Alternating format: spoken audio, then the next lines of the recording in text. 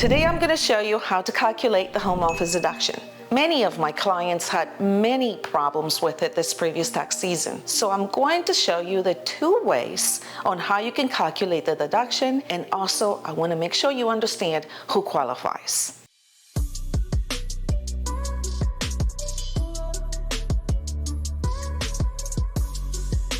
Who qualifies for the home office deduction?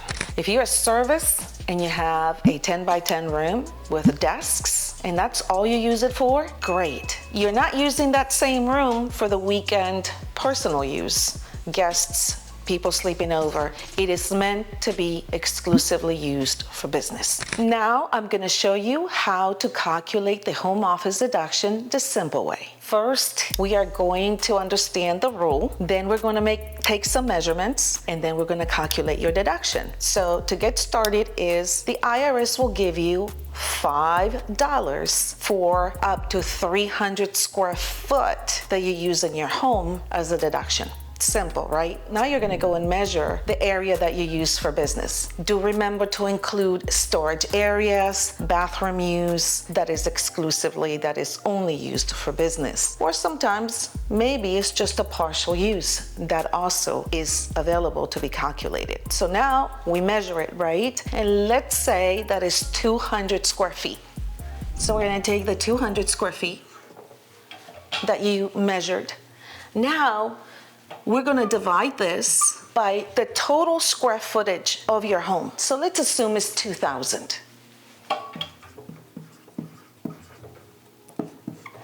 So if you take 200 divided into 2,000, that's your 10%. In this 10%, you are going to use for both methods, the simple method and the actual expense method. You need this as a base to calculate either method. So now we are saying that you have $200 square feet, therefore 10% that you're using for business of your home. Under the simple method, the IRS says we're going to give you $5 for every square foot that you use. So that will give you $1,000 deduction. That's it. Remember that in this method, the maximum amount of square footage you can use is 300. In this particular case was 200, and after our calculations, we have a $1,000 deduction. So let's talk about the actual expense method. This is going to be a little bit harder to do, but definitely is going to yield a lot more benefits for you. Assuming that you measure the square footage and it was 200 square feet, correct? On the previous example, so we're going to keep the same example in this time. And what we're going to do is we're going to take the 200 square feet that you measured, and now we are going to divide it by the total square footage of your home. Let's assume the total square footage of your home is 2,000 square feet.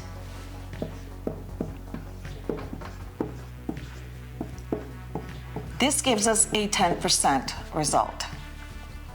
Now, what we're going to do, we're going to take 10% of your home expenses. So let's start with sometimes the most expensive one, rent, mortgage. Let's assume your mortgage is $6,000 a year. Let's assume your utilities are $2,400 a year.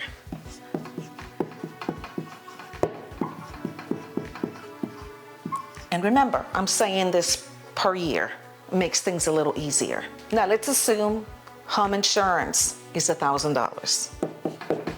Let's assume that you have repairs, maintenance, cleaning lady, many things that have happened throughout the year. Let's say that is $2,000.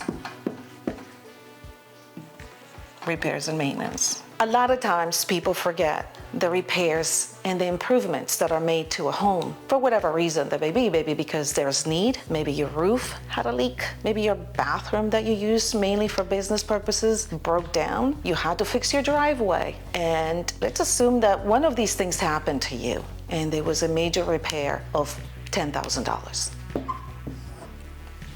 Now what we're going to do is we're going to add all this up. So now we have a total of $21,400. That was the expenses on all the actual expenses on your home, and maybe there's more. You would have to go back throughout the year and figure out, make sure that you're putting all of the expenses that you had at home. Now, we take the $21,400 and we're going to take times the 10%. Okay, so we're gonna take it times 10%. That's going to give us $2,140 deduction. Do you see the difference why this method may be so much better to use?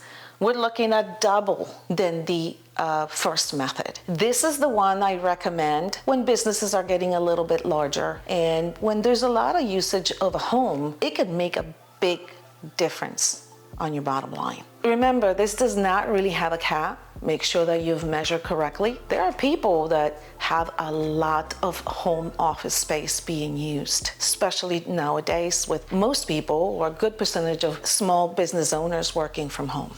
If you have any questions, leave them in the comments. I'll either answer you back or make a video on what is that you need help with. If you like this video, like and subscribe, and we will see you next time.